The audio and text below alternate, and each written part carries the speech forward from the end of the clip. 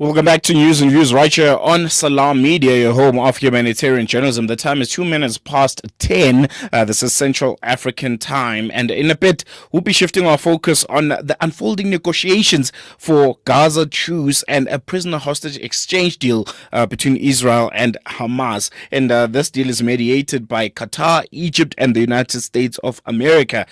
These talks aim to bring a temporary halt to the devastating war in Gaza and to also address the release of hostages and prisoners from both sides. The initial phase reportedly involves Hamas releasing 33 hostages, primarily women and children, while Israel agrees to free about 1,000 Palestinian prisoners, including those with lengthy sentences. However, critical sticking points include humanitarian aid, displaced residents' return, and the presence of Israeli forces in Gaza. Those remain unsolved and resolved by this mediation team. And to help us unpack the details and the impact of those living through this crisis, we are joined by Mohamed Sha'aban. He's a Gaza-based journalist, and he's been reporting in Gaza since the 7th of October, and he'll be giving us the latest on that front. Mohamed, assalamu alaikum. Jazakallah so much for giving us your time this morning. Really, really appreciate it. Okay, wa alaikum salam wa barakatuh. Thank you so much for this topic. I think the pleasure is all ours. Just I think first and foremost, can you first describe the current humanitarian situation in Gaza as these negotiations are in progress? It's been well documented for quite a long time, but it's always refreshing and gives a different perspective when we hear it from someone that has been in Gaza and has been reporting on what's been happening there firsthand.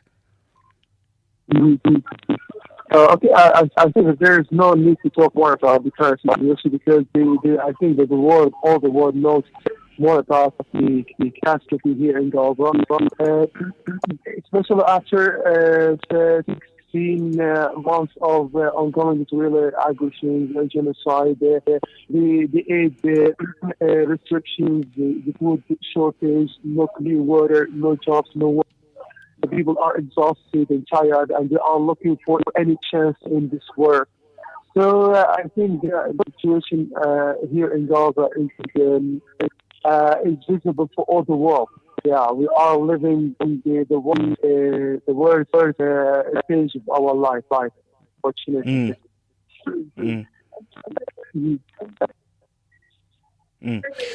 What is the sentiment among Gaza's residents? Yes. So we are looking for this. The prisoner. It seems like a chance to go and to move on forward and to go out of this right now. To start to feel that he will get a chance to be alive again, inshallah. And we hope inshallah this will be good. Do not have any problems like the negotiations before. Reports indicate that Israeli forces may maintain a buffer zone during this negotiated truce. How is this news perceived in Gaza, and what does it mean for displaced residents who might try to, make a return back home? You have to first to know that unfortunately most of the especially the northern Gaza, most of the eastern areas, they are massively distracted. There is no homes, unfortunately.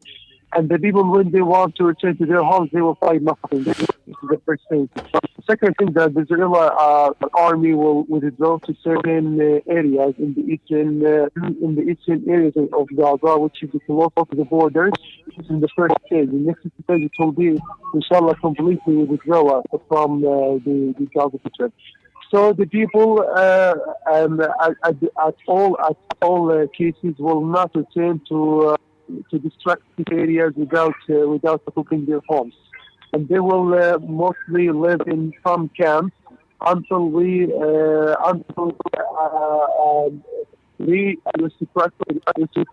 restrictions happens in Gaza to return to their homes.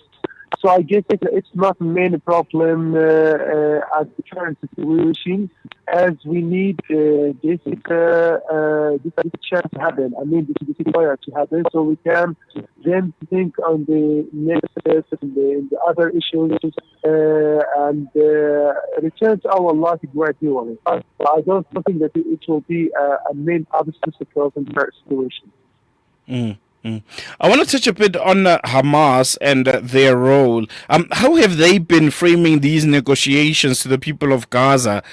Do you think they view the release of the prisoners and the exchanges as a victory for their cause, and this ceasefire choose some sort of reprieve momentarily? Look, I think that we have been following the news, whether the Arabic news or the Hebrew news about the current war in Gaza.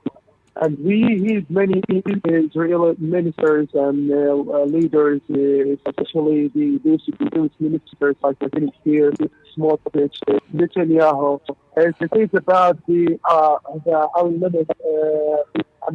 factory, and they will kill all the Palestinian fighters and resistance here in Gaza, and they will not end this war until they end everything for the resistance here. But when you come and you look to the current situation and you see that they finally accepted a ceasefire, even they know that the Palestinian resistance working on the ground. This is for us it's a victory because we remained steadfast to the last moment. We remained steadfast with the minimum facilities in Gaza. There's nothing.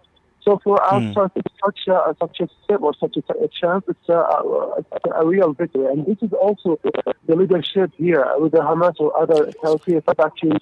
Look to this thing like it's a victory over the occupation who promised all the world that they will kill all Palestinians, they will displace us, they will end the Palestinian issue, but they didn't succeed such thing.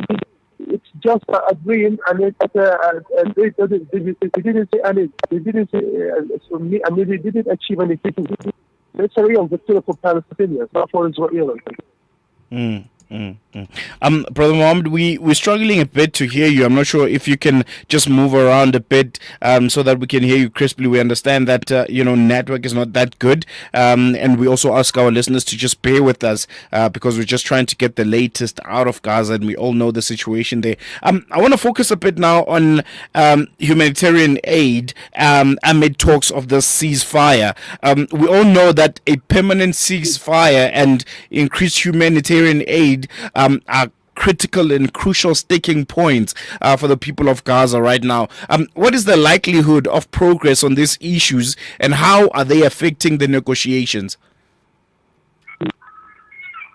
You know that until now that the humanitarian situation here in Gaza is very difficult, especially, and also the humanitarian aid to Gaza is very, very limited, and there are just a few massive of the aid to Gaza.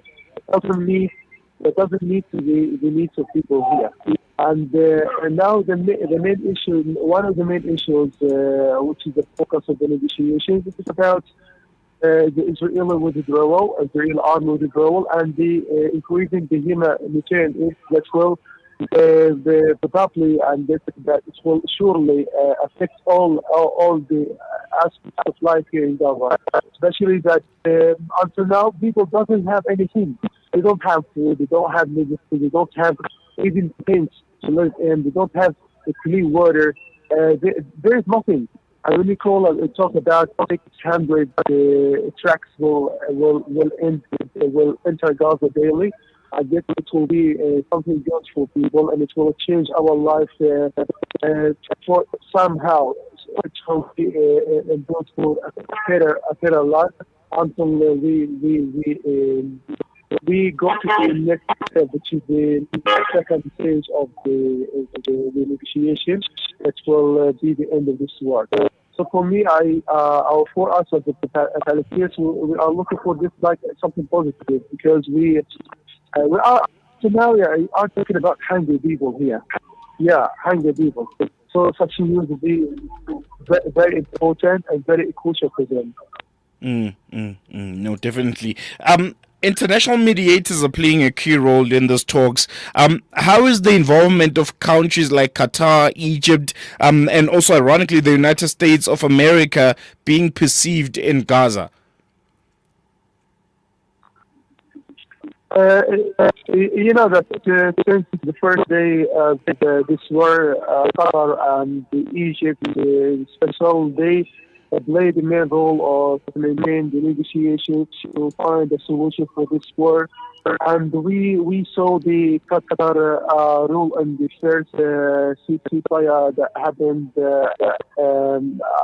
in the second or the third month of the war of this war.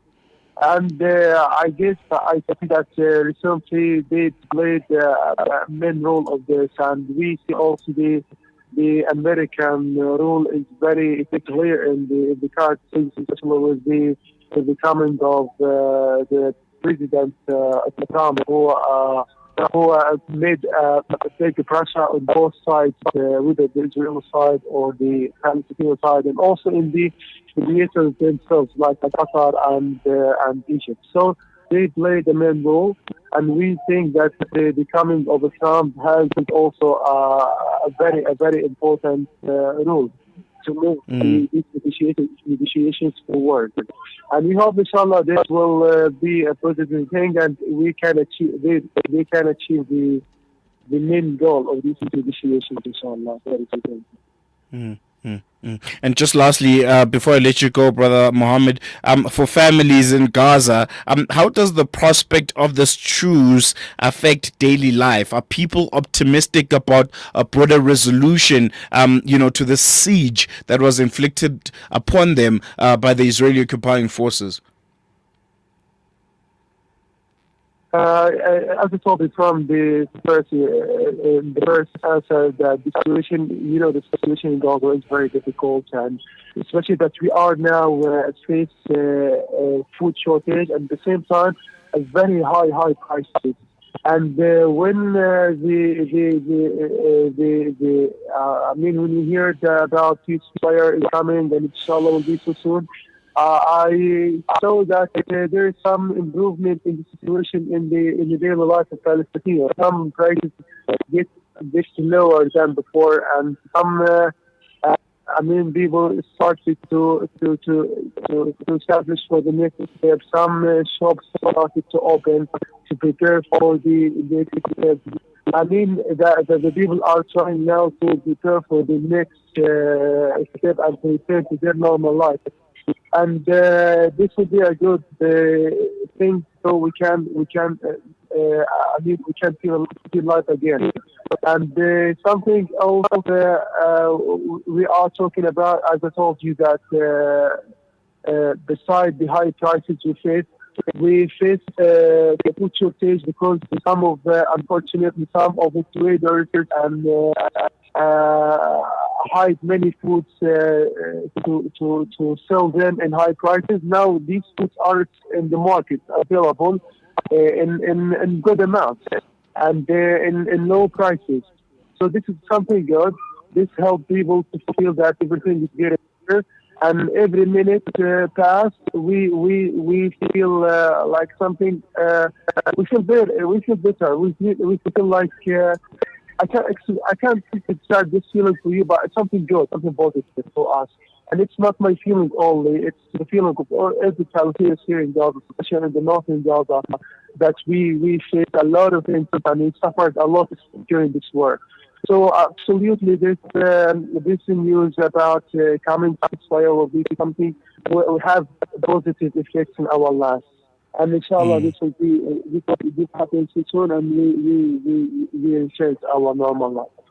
I mean, we're going to leave it there for now, Brother Mohammed, and thank you so much, for being the world's eyes and ears out in Gaza as this genocide continues. And from us here in South Africa, we do pray that ultimately, this truce is finalized and there can be some sense of normalcy, no matter how little. But the people of Palestine, the people of Gaza, can feel that their lives can start, be picked up from whatever little that is left. left, and ultimately, freedom does reign in Palestine from the river to the sea. But really, really appreciate you and all the other journalists who are doing really, really amazing work, to make sure that the people of the world don't forget that there's a genocide happening in Gaza, and the world's eyes are not blind to the atrocities are committed by the Israeli regime.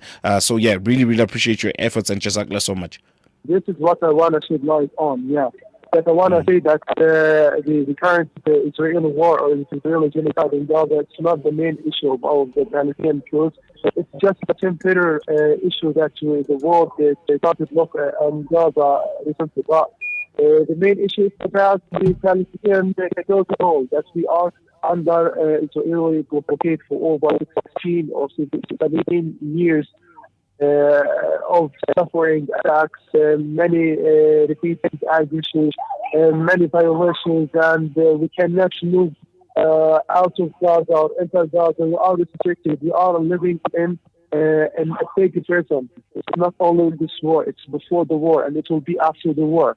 So the world, we wish or we hope the world knows that the Palestinian issue, it's not about the current war in Gaza. It's about the Palestinian cause at all. In Gaza, in the West Bank, in Jerusalem, and Palestinians everywhere. We have many, I think 6 million or more than 6 million Palestinian refugees around the world. All of them are suffering, not only in Gaza. So our issue is not limited to the Israeli genocide in Gaza only, but this war helped us that the world started to know more of us and to focus on the Palestinian cause more than before. And so we hope the world acts so soon to help Palestinians get their rights and live their life normally. Far away from Israeli violations and in this occupation, because it's an occupation. It's not a state that, as they tell the word and they portray themselves. They are occupation that are trying to kill every Palestinian, are trying to violate everything, our rights, and to restrict our lives, and to force us to leave this our lands because we want to occupy us.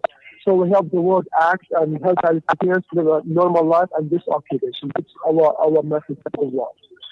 Definitely. And we're going to, on that note, there was Mohamed Sha'aban. He's a journalist based out in Gaza, and he's been giving us first-hand reports and his thoughts on these ceasefire talks, but most importantly, what the people of Gaza themselves are feeling and what's the word on the street, because it's been a long time that they've been living under the siege, and I'm sure any kind of reprieve is something that will be definitely appreciated. So we'll be keeping a close keen eye on those talks that are happening, and the countries that are involved, obviously being Qatar, Egypt, and also the United States of America. Ultimately, we hope that there's a truce. We hope that the Israeli occupying forces are held accountable for their countless crimes against humanity, essentially, and we do see an end to this siege, but for now, that truce, I think, is what's important, so that for months and months and months on end, the children of Gaza can sleep without the sounds of bombs and the sounds of R5s and AK-47s bellowing in the background. We're going to leave it on that note. This has been another edition of News and Views. Coming up next, it'll be one of my favorite segments of the show. It's #Fired Up, and this is with Imran Chunara. He's the CEO of Africa Muslims Agency, and he's also a personal excellence coach. And today's topic is the word problem on its own is negative. Take a listen, and goodbye from me and the rest of the team.